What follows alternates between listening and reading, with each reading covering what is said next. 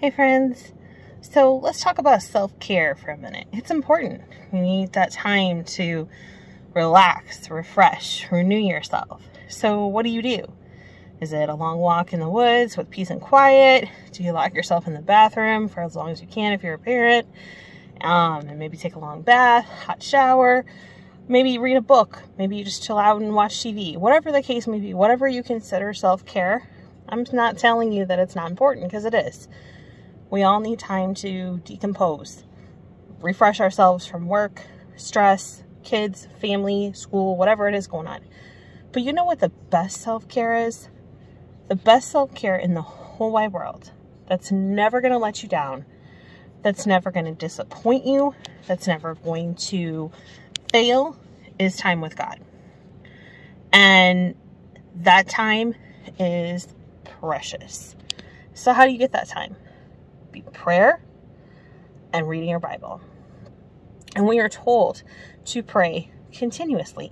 So that means every opportunity that we have, every chance that we get, we need to spend that time with God in prayer. And it doesn't have to be formal.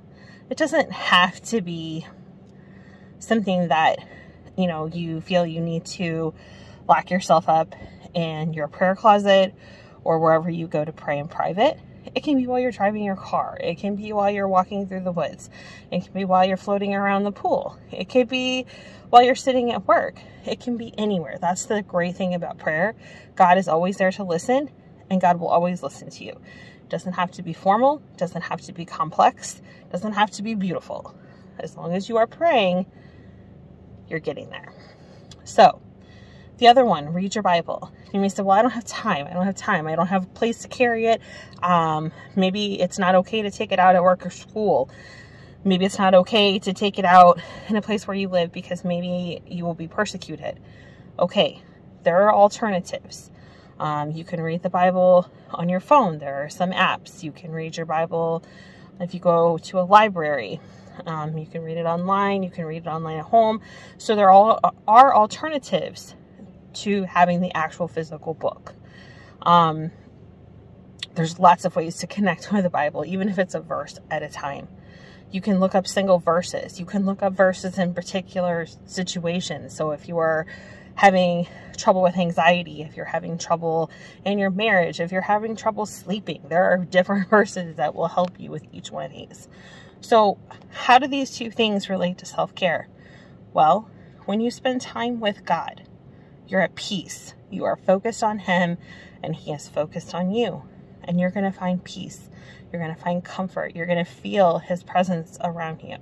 When you spend time on the Word and you are focused on it, genuinely focused, not just kind of casually reading like you're flipping through a magazine, waiting in line at the supermarket, but genuinely focused on reading, I guarantee you that you're going to not be focused on whatever else is bothering you.